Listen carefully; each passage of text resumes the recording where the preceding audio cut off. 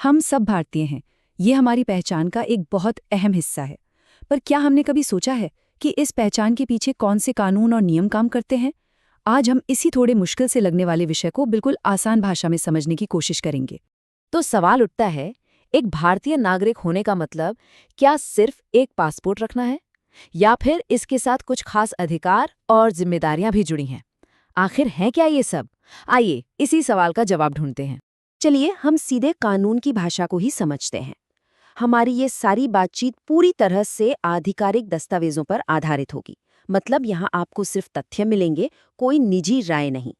इस पूरी चर्चा को समझने के लिए हमने इसे 4 हिस्सों में बांटा है।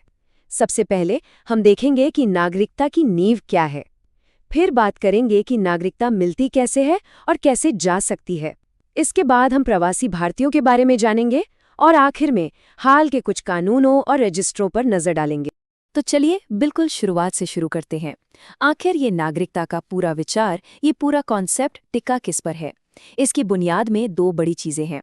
एक तो भारत का संविधान और दूसरा हमारी संसद का बनाया हुआ एक बहुत जरूरी कानून। सोचिए, जब देश आज़ाद हुआ और गणतंत्र बना तो सबसे बड़ा सवाल यही था कि कौन भारतीय है और कौन नहीं।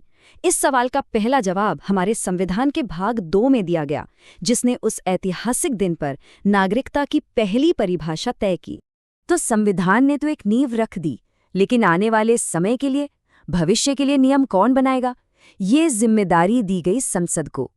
और इसी के तहत 1955 में वो कानून बना जो आज भी नागरिकता से जुड़े ज्यादातर मामलों को देखता है। तो नींव की बात तो हो गई।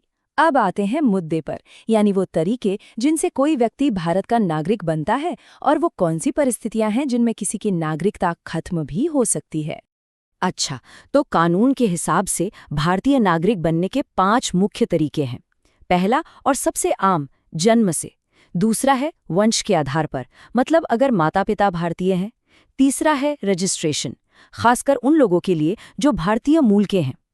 चौथा तरीका है देशीयकरण, यानी नेचुरलाइजेशन, जिससे कुछ शर्तें पूरी करके कोई विदेशी भी नागरिक बन सकता है। और हाँ, एक 5वां तरीका भी है। अगर भारत में कोई नया इलाका शामिल होता है तो वहाँ के लोग भी भारतीय नागरिक बन जाते हैं। लेकिन जैसे नागरिकता मिलती है वैसे ही वो जा भी सकती है। इसके 3 बड़े कारण हैं। पहला, स्वैच्छिक त्याग, मतलब कोई अपनी मर्जी से नागरिकता छोड़ दे। दूसरा है बर्खास्तगी, जिसका मतलब ये है कि अगर किसी ने किसी और देश की नागरिकता ले ली तो भारत की नागरिकता अपने आप खत्म हो जाएगी। और तीसरा है वंचित किया जाना। अगर ये साबित हो जाए कि किसी ने धोखाधड़ी से नागरिकता ली है या देश के साथ गद्दारी की है तो सरकार नागरिकता वापस ले सकती है। अब बात करते हैं उन करोड़ों भारतीयों की जो रहते तो भारत से बाहर हैं पर दिल से हिंदुस्तानी हैं। हम अक्सर NRI, OCI जैसे शब्द सुनते हैं, पर इनमें फर्क क्या है? चलिए इसे क्लियर करते हैं। सबसे पहले NRI यानी नॉन रेजिडेंट इंडियन। ये बहुत सिंपल है। ये वो लोग हैं जो हैं तो भारतीय नागरिक, जिनके पास भारतीय पासपोर्ट है, लेकिन वो काम, पढ़ाई या किसी और वजह से फिलहाल भारत से बाहर रह रहे हैं। अब आते हैं OCI पर, यानी ओवरसीज सिटीजन ऑफ इंडिया। ये थोड़ा अलग है। ये वो लोग हैं जिनके पूर्वज कभी भारतीय थे, लेकिन अब वो किसी और देश के नागरिक बन चुके हैं। देखिए, भारत दोहरे नागरिकता नहीं देता, तो OCI एक तरह का परमानेंट वीजा है। ये उन्हें भारत में बिना वीजा के आने जाने और कुछ और सुविधाएं देता है। इस फर्क को समझने का सबसे आसान तरीका है पासपोर्ट और वीजा के बीच का अंतर जानना। पासपोर्ट आपकी नागरिकता का सबूत है, ये बताता है कि आप किस देश के हैं। वहीं वीजा किसी दूसरे देश की इजाजत होती है कि आप उनके यहाँ आ सकते हैं। तो OCI कार्ड नागरिकता नहीं है, ये एक तरह का लाइफ लॉन्ग वीजा है, पासपोर्ट नहीं। चलिए अब आते हैं इस चर्चा के सबसे नए और शायद सबसे ज्यादा चर्चित हिस्से पर। पिछले कुछ सालों में नागरिकता को लेकर कुछ ऐसे कानून और रजिस्टर सामने आए हैं जिन पर काफी बहस हुई है। इनमें से एक है CAA यानी सिटीजनशिप अमेंडमेंट एक्ट 2019। ये कानून 3 पड़ोसी देशों पाकिस्तान, बांग्लादेश और अफगानिस्तान से आए 6 धार्मिक अल्पसंख्यक समुदायों के लोगों को नागरिकता देने की प्रक्रिया को आसान करता है।